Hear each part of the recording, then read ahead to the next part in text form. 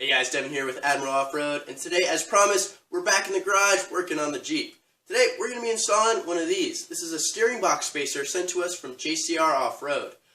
Before we get started, let's go ahead and take a look at what comes with this in the box.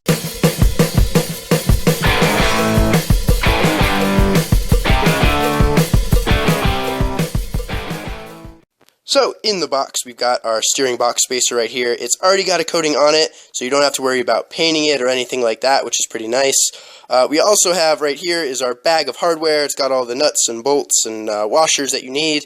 And this is kind of cool. You get a card on it that's got a little QR code. You scan this, and it takes you to a list of all of the instructions for installation. So whatever you order from JCR Offroad, go ahead and scan this, and it's going to take you right to the site that has their list of instructions for installation.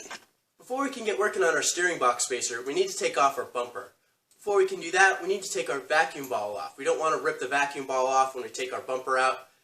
To take the vacuum ball off, you're going to need to undo two 10mm bolts, and they're right up here underneath the bumper. To take off our vacuum ball, first we need to take off this piece of plastic in front of it. That's done with our two 10mm bolts and a clip. So, like I said, we're under here. We're going to take off the vacuum ball. The two bolts are right here and here. You're going to need a socket on one side and a wrench on the other, because there is a nut on the back.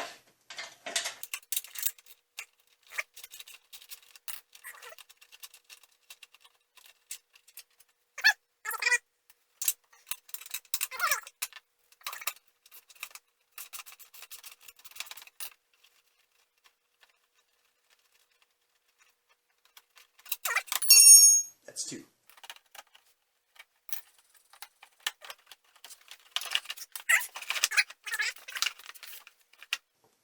And back behind here, there's two Allen bolts that we're going to need to take off, then to finally get the vacuum ball disconnected from our bumper.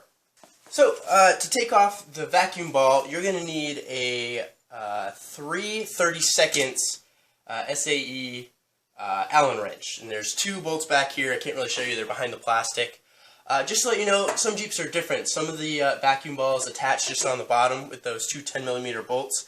I believe that's some of the older ones, but some of the newer ones, they're behind this plastic bit here. You got to take off the bolts to remove the plastic, but it's actually a 3/32 Allen wrench to take off the vacuum ball. So, you're going to be doing that back here. I know there's not a whole lot to watch, but it's what we got to do.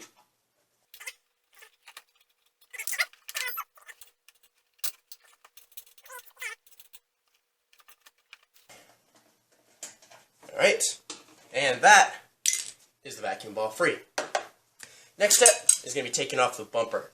You're going to need a T50 Torx to do this.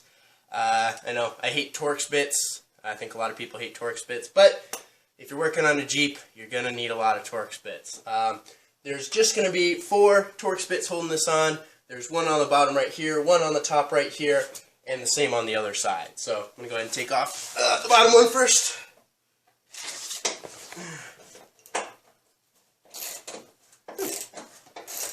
That's actually not too bad in there. Thought it was going to be a lot worse than that. That was pretty easy. Now, you can take off the whole bumper with the brackets. If you're putting a new aftermarket bumper on there, that's probably the way to go. Since I'm just putting the stock bumper right back on, I'm just going to leave the brackets in place and remove the bumper from the brackets, just using the 4 Torx bits. So there's one down here, which is done, and one, excuse me, one right up here.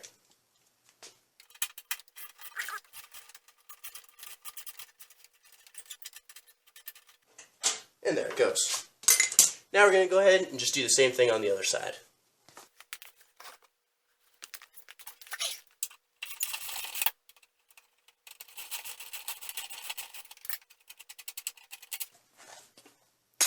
After that, we should probably undo the clip as well. So you're going to probably need just a pair of pliers and a flathead screwdriver.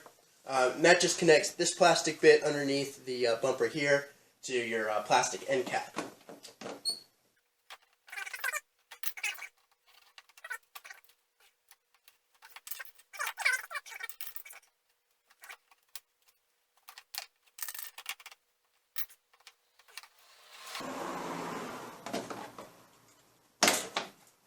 that's done. Next, back to that 10mm bolt. That's going to get the plastic end cap off the bumper. Oh, right. 10mm bolt and a nut on the back. Gotta take off to get the plastic end cap off. There we go. Sweet.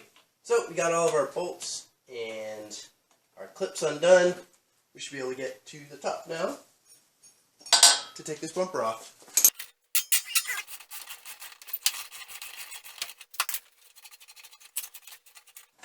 Alright, that's the last Torx bolt, and our bumper is free. Just going to have to move this plastic around a little bit so we can get it out of the way. We're over on the driver's side now, and there's one more bolt that holds on this plastic bit. Once we free that, we should be able to get the bumper off, and taking this off is just going to help us get to the bolts that are holding in our steering box bracket. So that's right behind here. It's another 10mm. You're not really going to be able to see it, but it's just right here behind the plastic bit. So I'm just going to move back just a little bit here and go ahead and remove it.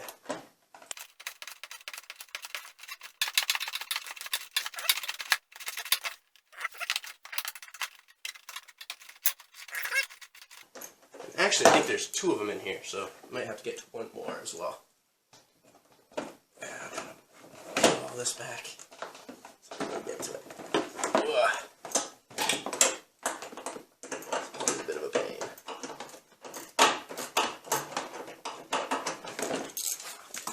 Going underneath.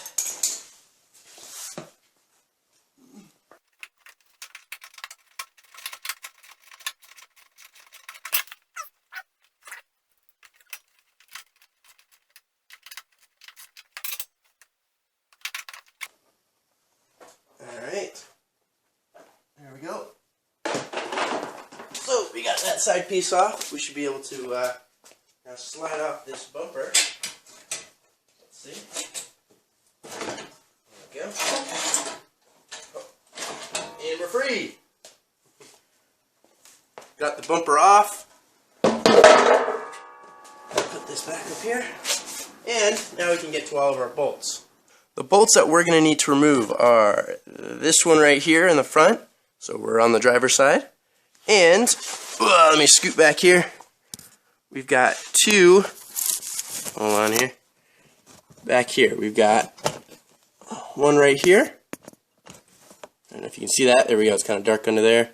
And one right up here. So there's three bolts. 1, 2, and up here in the front is number 3.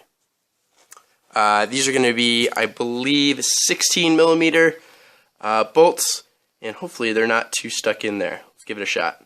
Alright, we're getting ready to do the first bolt here.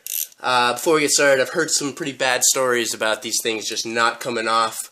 But in PB Blaster we trust. I've been soaking these in PB Blaster for a while, so hopefully none of them will be too stuck on there, and we can do this, get going smoothly. Let's give it a shot.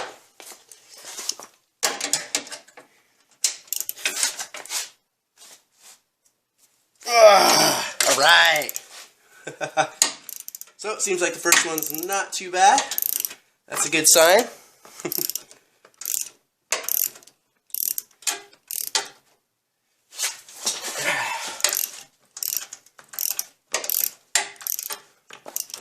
Good. I'm just going to leave that loose for now.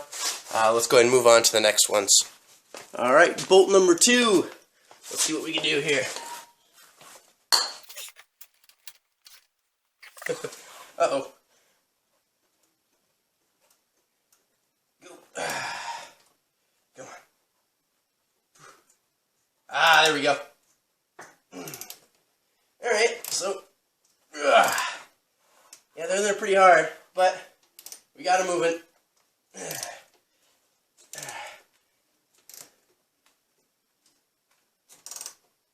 But I do see what people say about these bolts not wanting to come out. I mean, this Jeep has lived in, I believe, Arizona almost all of its life. Doesn't have any rust on it, but even still, these bolts are pretty hard.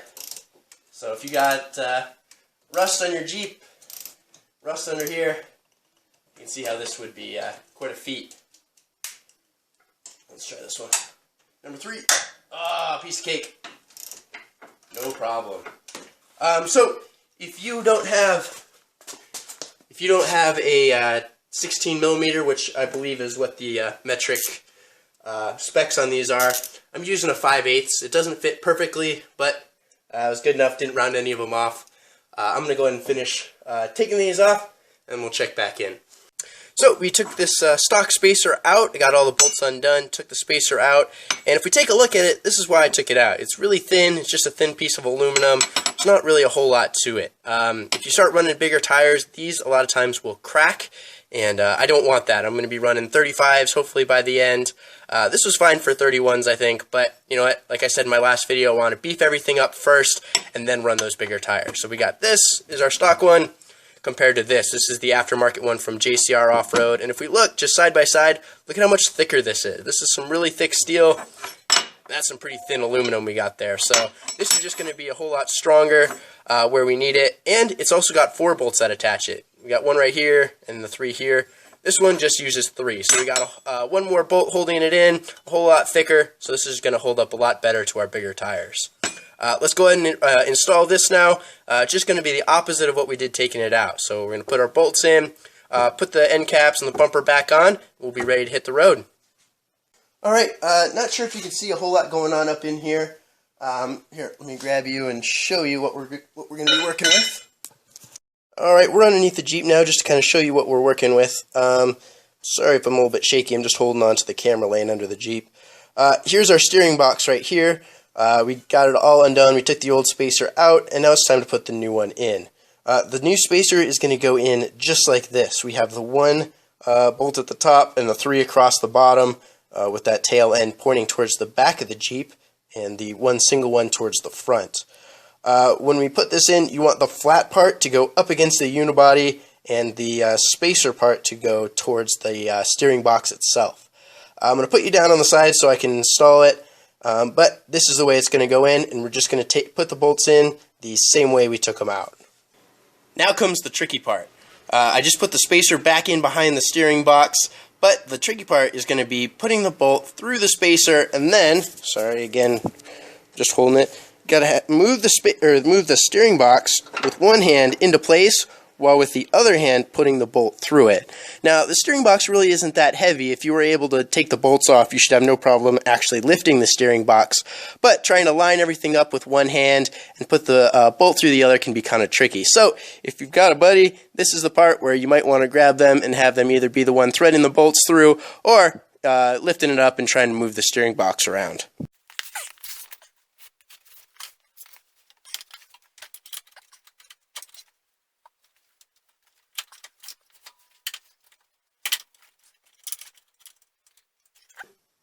Woo! Ha ha ha. That wasn't too bad. Got it. Nice! Let's see if we can line up the other ones now.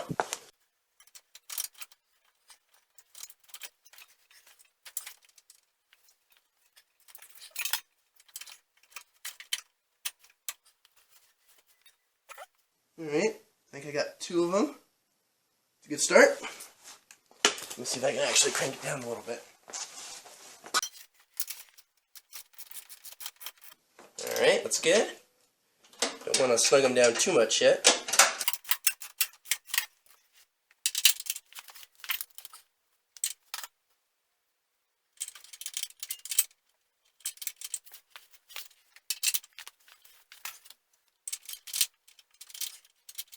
Alright, we're getting all these bolts tightened back up. It was a little bit tough getting the steering box lined up, but it really wasn't that bad. Maybe it only took me about 5-10 minutes.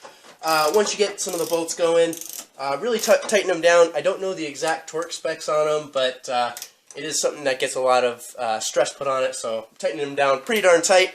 After you're done, it's a really good idea, and what I'm going to do here in a minute is after you're done tightening them down, take a little, like a Sharpie marker, or even better would be like a little bit of paint, and paint a line from the bolt itself to the body. That way you know if some of these bolts are getting loose, you'll see that the line doesn't line up anymore, and you know you need to tighten them down again. So that's just a little tip. You're going to make a line, if, well, I don't have any bolts up here, but you just make a line from the bolt down to the body. Go ahead and scribe that a couple times. Then when you go back to look at it, you can see really fast if, those bolts are coming undone, you're going to know you're going to have to tighten them back down again.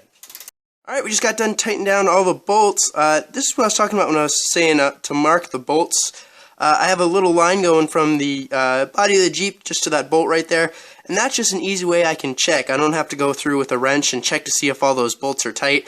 I can just see if that line lines up, that means it's tight, and if it's not lined up, I know that that bolt has been backed off a little bit. So it's just a good idea, like on all your steering components or suspension components, anything that sees a lot of stress, go ahead and just put a line right there, and that's a good, easy way to check them. Alright guys, that's going to do it for today. We got our steering box spacer installed, our bumper put back on, and we're ready to hit the road. A big thanks to JCR Offroad for sending me their steering box spacer. Go ahead and check them out on Facebook and YouTube. I'm going to put links in the description below. Check out their online store as well. They've got just about anything you could possibly think of for the Cherokee. They've got bumpers, rock sliders, armor, steering stuff, just about anything. So again, I'm going to put the link in the description below. Make sure you check them out. If you have any questions or comments about anything I did today, go ahead and leave it down below. And if you like what you saw here, please like and subscribe. Thanks.